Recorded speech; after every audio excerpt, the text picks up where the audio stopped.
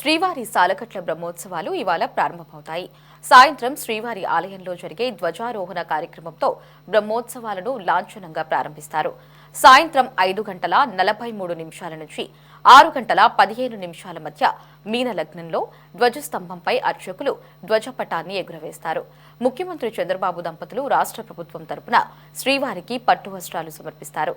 మరింత సమాచారం తిరుమల నుంచి మా ప్రతినిధి గిరినాథ్ అందిస్తారు. అఖిలాండ కోటి బ్రహ్మాండ నాయకుని బ్రహ్మోత్సవాలు నేటి నుండి మొదలు కానున్నాయి. ఇవాళ సాయంత్రం మేనలగ్నమున అయితే ధ్వజారోహణ అనంతరం కూడా స్వామివారికి బ్రహ్మోత్సవాలు మొదలయ్యే పరిస్థితి అయితే కూడా ఉంది.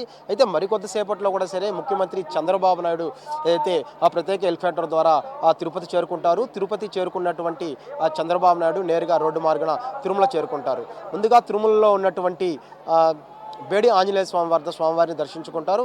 అనంతరం అయితే వేద పండితులు స్వామివారికి ఏదైతే పట్టు వస్త్రాలు సమర్పించడానికి ఆయనకైతే తలపాగా కట్టి అక్కడి నుంచి కూడా మేళతాళాలతో స్వామివారి గర్భాలయానికి చేరుకుంటారు. ఈ యొక్క పట్టు వస్త్రాలను కూడా సరే స్వామివారికి అక్కడ సమర్పించిన అనంతరం కూడా అయితే 2026కు సంబంధించినటువంటి తిరుమల తిరుపతి దేవస్థానానికి సంబంధించిన డైరీ క్యాలెండర్ కూడా ఆవిష్కరిస్తారు. అనంతరం స్వామివారి సంబంధించినటువంటి పెద్ద వాహన సేవలో రాత్రి 9 గంటల సమయంలో వాహన సేవలో పాల్గొంటారు ముఖ్యమంత్రి చంద్రబాబు నాయుడు. అయితే కుటుంబ సమేతంగా వాహన సేవలో పాల్గొన్న అనంతరం కూడా సరే తిరుమలలో ఉన్నటువంటి పద్మావతి అతిగృహం చేరుకుంటారు. అక్కడ రాత్రికి బస చేసి అయితే రేపు ఉదయం ఏదైతే PSC 5కి సంబంధించి ఏదైతే ఆయన చేతుల మీదుగా కూడా సరే ముఖ్యమంత్రి చేతుల మీద ఓపెన్ చేస్తారు. అనంతరం కూడా సరే ముఖ్యమంత్రి తిరుగు ప్రయాణం అయితే పరిస్థితి అయితే ఉంది. అయితే ఈ యొక్క బ్రహ్మోత్సవాలకు కావాల్సినటువంటి అన్ని ఏర్పాట్లు అయితే ఇప్పటికే పూర్తి చేసే పరిస్థితి అయితే కూడా ఉంది. ఈ యొక్క బ్రహ్మోత్సవాలు ఉదయం 8 గంటల నుంచి 10 గంటల వరకు ఉదయం వాహన సేవలు ఉండగా సాయంత్రం ఏదైతే 7 నుంచి రాత్రి 9 గంటల వరకు ఈ యొక్క వాహన సేవలు ఉంటాయి. అయితే ముఖ్యంగా మనం చూసుకున్నట్టయితే ఈ యొక్క వాహన సేవల్లో ముఖ్యమైనటువంటి గరుడు సేవనాథు అయితే లక్షలాది మంది భక్తులు వచ్చే నేపథ్యంలో కూడా సరే ప్రతి గ్యాలరీలో కూడా 160 మంది అక్కడ కూర్చొని స్వామివారిని వీక్షించే విధంగా 4 మాడ వీధుల్లో కూడా ఏర్పాటు చేసిన పరిస్థితి అయితే.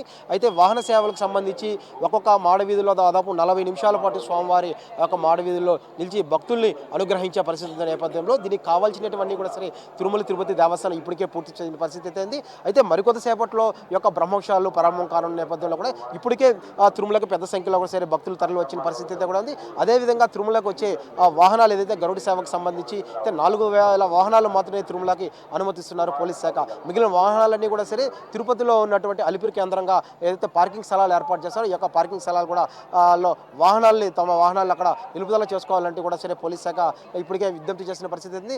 మొత్తం మీద నేటి నుంచి మొదలైనటువంటి యొక్క బ్రహ్మోత్సవాలకు అంగరంగ వైభవంగా నిర్వహించడానికి టీటీడీ సర్వం సిద్ధం చేసిన పరిస్థితి ఉంది. ముఖ్యంగా ఏదైతే వచ్చిన భక్తులకు అయితే లైట్ షో అయితే లైటింగ్ కూడా సరే నైట్ టైంలో అయితే మంచి మంచి విద్యుత్ దీపాలంకరణతో కూడా సరే డెకరేషన్తో తీర్చిదిద్దిన పరిస్థితి అయితే ఉంది. అదేవిధంగా ఫ్లవర్ డెకరేషన్ సంబంధించిన ఎగ్జిబిషన్ కూడా ఏర్పాటు చేస్తున్నారు తిరుమల తిరుపతి దేవస్థానం. మొత్తం మీద ఇవాళ సాయంత్రం ఏదైతే మేన లగ్నంలో ధ్వజారోహణంతో మొదలైనటువంటి ఈ యొక్క బ్రహ్మోత్సవాలు నేటి నుండి అక్టోబర్ 2 వరకు కూడా సరే అంగరంగ వైభవంగా 9 రోజుల పాటు స్వామివారు 13 వాహనాల్లో విహరిస్తూ భక్తులను అనుగ్రహించే పరిస్థితి ప్రస్తుతం తిరుమలలో ఉంది. కెమెరామెన్ లోకేష్తో గిరినాథ్, సిటీ 24/7 తిరుమల నుండి.